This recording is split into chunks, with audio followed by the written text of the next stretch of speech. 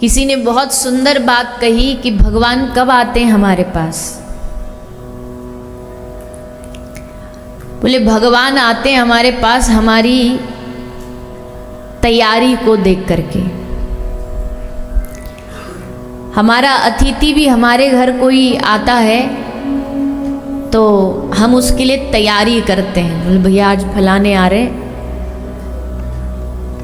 Extra सफाई करो, कुछ बेडशीट बदल दो, खाने में कुछ बढ़िया स्पेशल बना दो, रोज के जैसा नहीं, कुछ एक्स्ट्रा बनना चाहिए। तो एक बार जब वो अतिथि आएगा और जब देखेगा कि अच्छा हमारे आने पर ऐसा स्वागत होता है, तैयारी होती है, तो अगली बार भी उसका आने का मन करेगा। अगली बार भी बोलेगा अरे भैया वो तो बड़ा अच्छे से स्वागत करते हैं, वो तो बड़ा अच्छा भाव रख करके हमें खिलाते हैं पिलाते हैं। तो संसार का स्वार्थी इंसान जिसे प्रेम के विषय में कुछ पता भी नहीं है, वो इंसान भी हमारी तैयारी देखता है।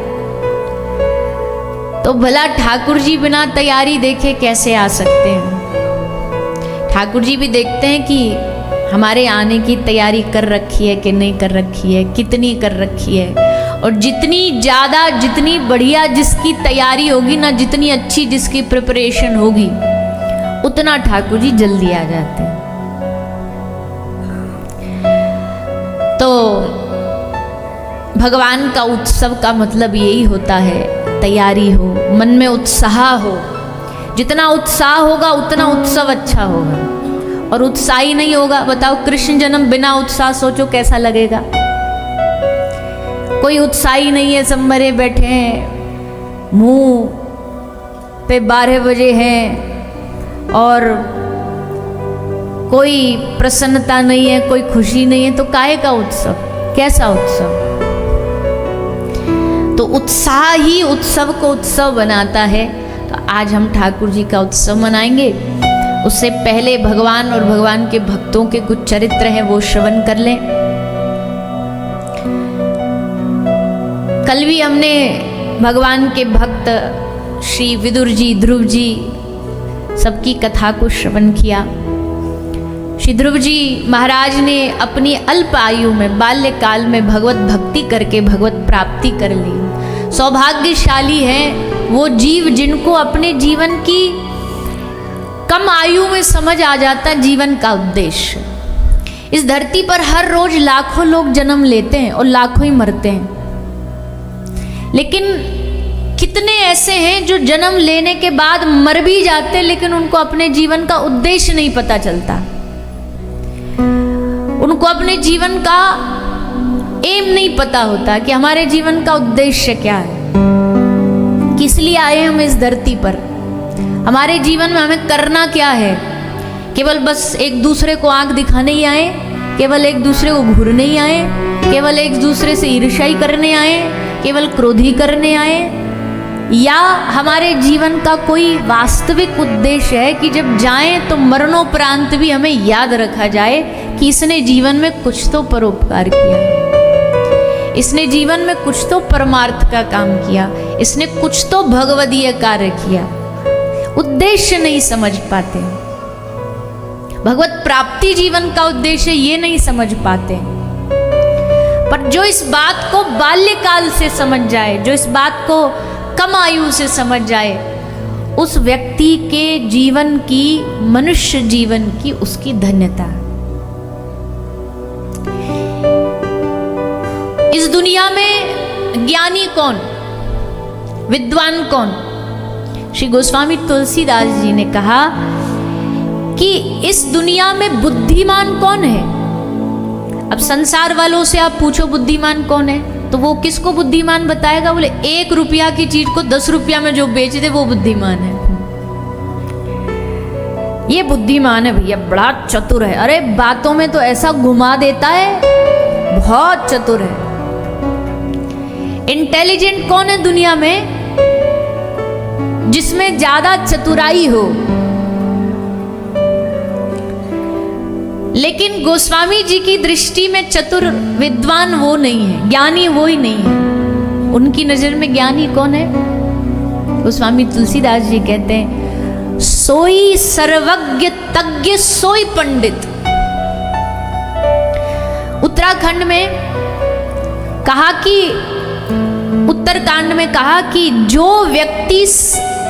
वो व्यक्ति सर्वज्ञ हो गया, सब कुछ जान लिया उसने, कुछ न जानते हुए भी सब कुछ जान लिया। कौन? तज्ञ। तज्ञ मीन्स तत्वज्ञ हो गया, सारी दुनिया भर की इंफॉर्मेशन, नॉलेज, ज्ञान समझो उसने पा लिया। सोई सर्वज्ञ तज्ञ सोई पंडित, महान पंडित बन गया। सोई गुण गृह विज्ञान अखंडित, वो व्यक्ति गुण गृह है, गुणों की खान उसके भीतर प्रवेश कर गई। विज्ञान अखंडित, इतना बड़ा विज्ञानी बन गया। दक्ष। दक्ष सकल लक्षण जुत सोई। दक्ष मतलब क्या होता है? एक्सपर्ट, कुशल, एकदम तेज बुद्धि। दक्ष सकल लक्षण जुत सोई, कौन?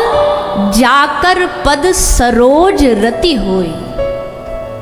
कौन विद्वान, कौन पंडित, कौन बहुत इंटेलिजेंट? जिसके मन में हे प्रभु आपके चरणों का वास हो गया हो, वही इस दुनिया में सबसे बुद्धिमान व्यक्ति है। जिसने आपके चरणों को पकड़ लिया,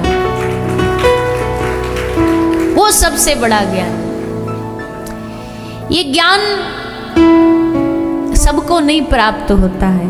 ये ज्ञान किसी भगवत जन को, किसी भगवत जन की कृपा से ही ये बात समझ आती है कि ज्ञानी बनने का मतलब कोई कागज पढ़ लेना नहीं है। ज्ञानी बनने का मतलब है कि ये समझ जाना कि हमारा जीवन भगवान के लिए है, भगवान के चरणों में समर्पित करने के लिए है। ऐसा जो जान पाया वही दुनिया का सबसे बड़ा पंडित है, विज्ञान अखंडित, विज्ञानी है।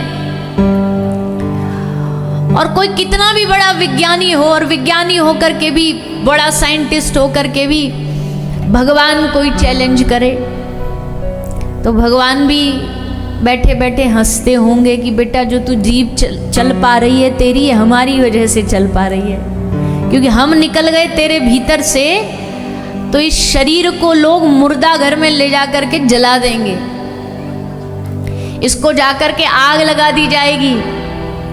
इस शरीर की वैल्यू भी तब तक ही है जब तक इसके भीतर आत्मस्वरूप भगवान बैठे हैं।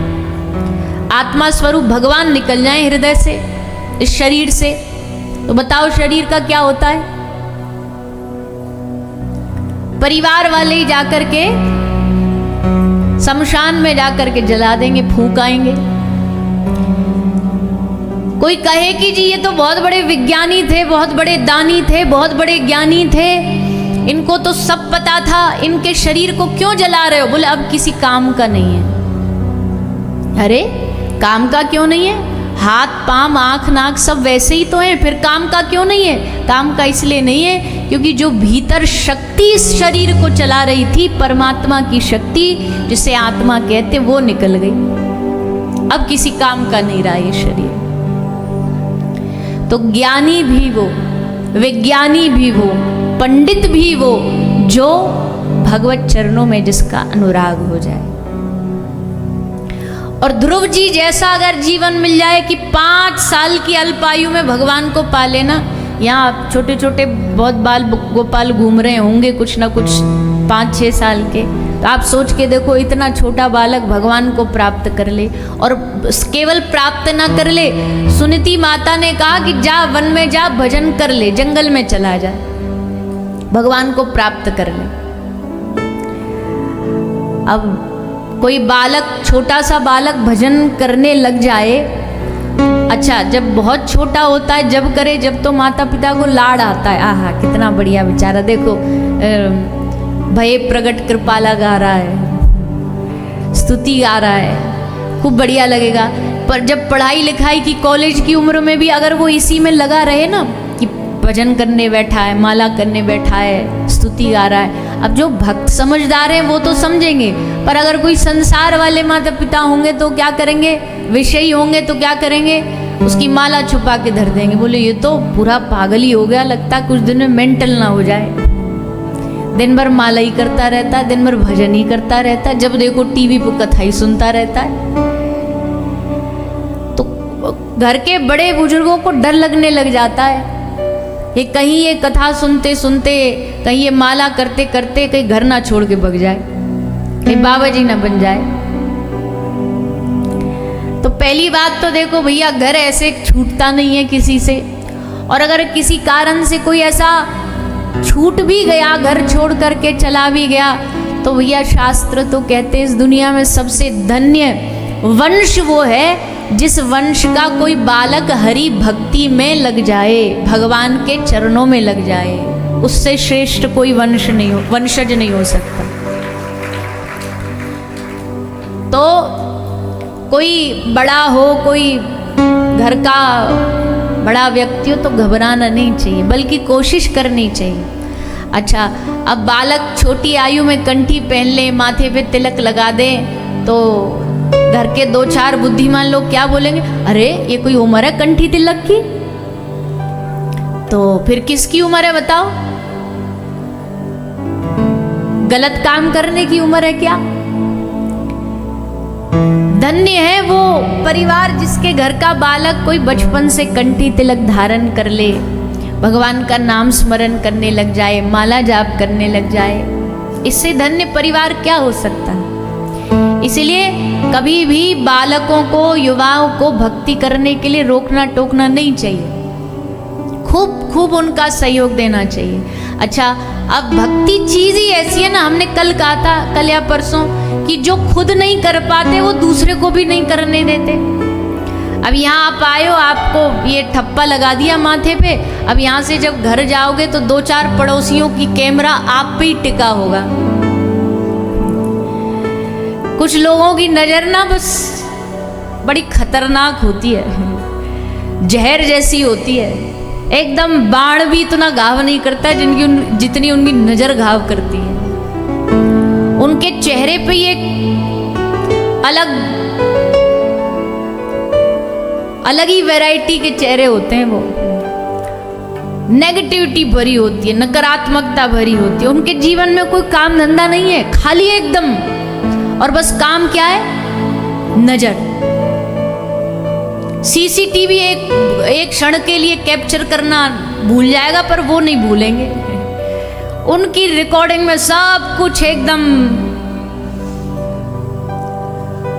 तो जब आप लगा कर के तिलक और गलती से कंठी और पहन ली यहाँ पर आकर के, तो अब क्या बोलेंगे, ऐसे ही है, बेकार ड्रामा है, नाटक कर रहा है। 2 दिन कथा क्या सुन ली, अपने आप को पंडित समझने लग गया, अपने आप को भगत जी समझने लग गया।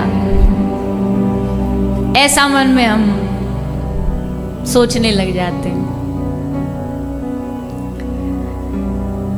तो ऐसे लोगों से कभी डरना नहीं चाहिए, कभी नहीं डरना चाहिए। देखो, हम एक बात कहें, कोई कितना भी सामने से जहरीला हो, कितना भी नकारात्मक हो, वो अपनी तरफ से जो कर रहा है उसे करने दो, लेकिन हमें अपनी शांति, अपना आनंद उसके स्वभाव के लिए, अपना भजन उसके स्वभाव के लिए खराब थोड़ी करना। ऐसे तो दुनिया में मिलते रहेंगे, हर पल मिलेंगे।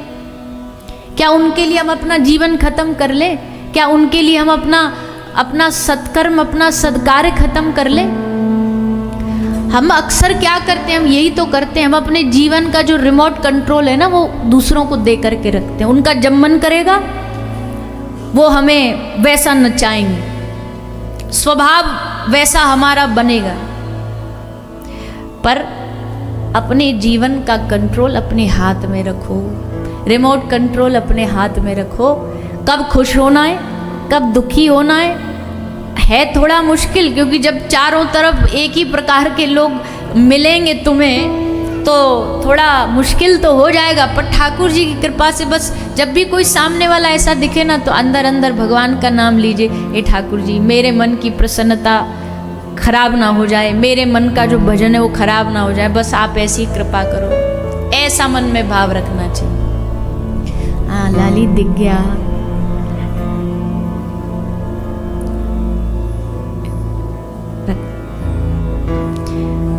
तो कभी भी अपने मन की प्रसन्नता लोगों की वजह से अपने सत्कार्य को क्यों छोड़े, अपने सत्कर्म को क्यों छोड़े। हमारा अपना सत्कर्म कोई हमारे पाप में सहभागी नहीं है तो कोई हमारे सत्कर्म में भी थोड़ी सहभागी बन जाएगा। हमारा जीवन हम बस दूसरों के लिए जीते रहते, दूसरों के समाज की दुनिया के लिए जीते रहते। वो क्या बोलेगा, घर वाले क्या बोलेंगे, बाहर वाले क्या बोलेंगे, बस ऐसा करते करते करते जीवन में कुछ बढ़िया नहीं कर पाते, कुछ अच्छा नहीं कर पाते, भक्ति नहीं कर पाते, दान नहीं कर। अच्छा, कहीं किसी अच्छे व्यक्ति से मिलने चले जाओगे, किसी साधु से मिलने चले जाओगे, गुरु से मिलने चले जाओ, तब भी दुनिया टीका टिप्पणी करेगी, तब भी बोलेगी। काम धंधा सब बंद करके देखो, ये चले जाते हैं वहां पे, कथा में चले जाएंगे, वृंदावन चले जाएंगे, कोई काम धंधा थोड़ी है, खूब खूब बुराइयां करी जाएंगी।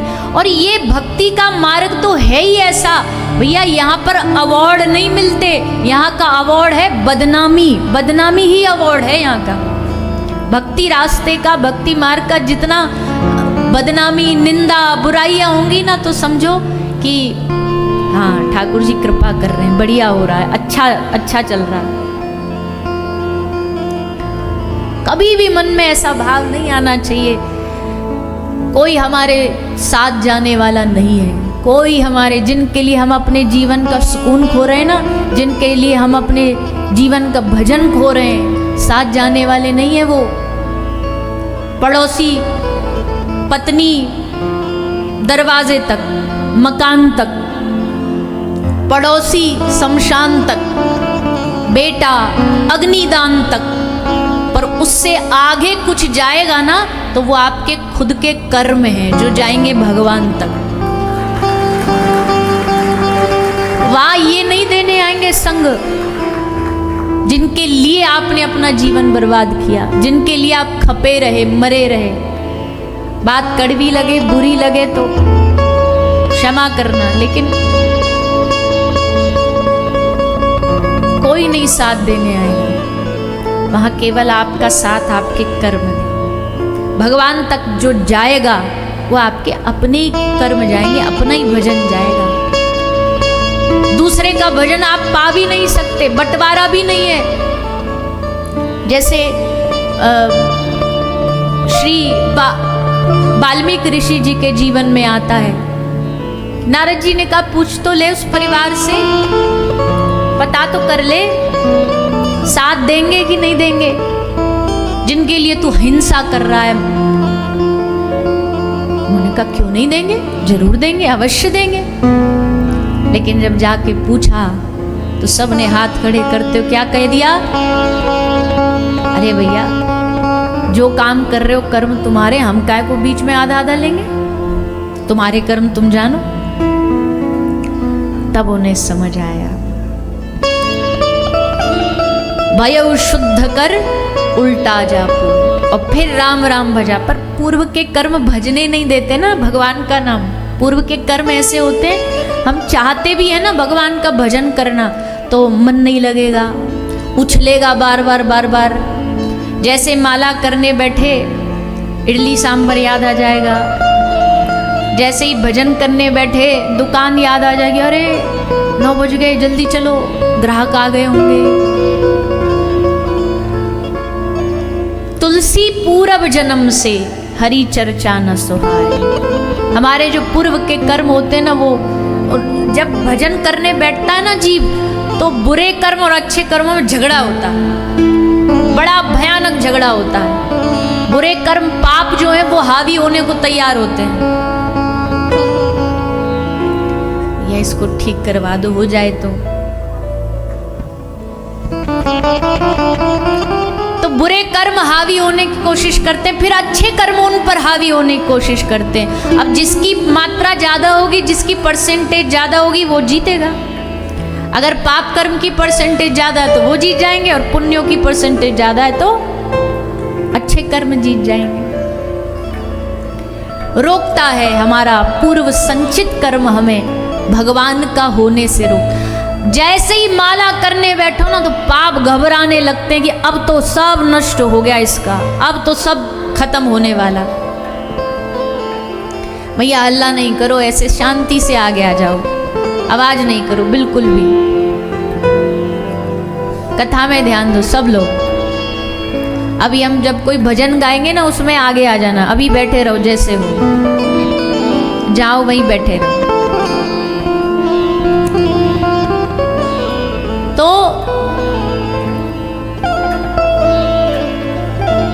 अच्छे कर्म, बुरे कर्म जो होते हैं ना वो घबराने लग जाते हैं। क्यों? क्योंकि श्री चैतन्य महाप्रभु ने कहा है, आपके इलाके में रुई बहुत होती है ना, कॉटन, आप सब कॉटन के व्यापारी हो, तो आपसे बेहतर कौन जानता है। एक पूरा की पूरा वेयरहाउस भरा हो कॉटन से, रुई से, और गलती से उसमें एक आग की चिंगारी लग जाए, एक जरा सी चिंगारी पूरे भरे हुए हॉल को जला करके कुछ ही क्षणों में खाक कर दे, क्षणों में खाक कर देगी। घंटे नहीं लगेंगे, दिन नहीं लगेंगे, महीने नहीं लगेंगे, कुछ क्षण में, कुछ सेकंड्स में सब कुछ जल के खाक हो जाएगा। ठीक वैसे ही श्री महाप्रभु कहते हैं, कृष्ण नाम क्या है? कृष्ण नाम आग की चिंगारी है। पाप क्या है? रुई का पूरा भंडार है। हमारे जीवन में रुई का पहाड़ जैसे होता है ना, वैसे हमारे पाप का पहाड़ भरा हुआ है। लेकिन जैसे एक चिंगारी पूरे रुई के पहाड़ को मिटा देती है, वैसे एक राम नाम, एक कृष्ण नाम की चिंगारी सारे पापों को नष्ट कर देती है। इसलिए श्री चैतन्य महाप्रभु ने कहा, इस दुनिया में कुछ कर सकते हो तो हरि बोल, हरि बोल, हरि बोल, भगवान का नाम बोलो, नाम स्मरण करो। हरे कृष्ण कृष्ण कृष्ण हरे हरे, हरे राम राम राम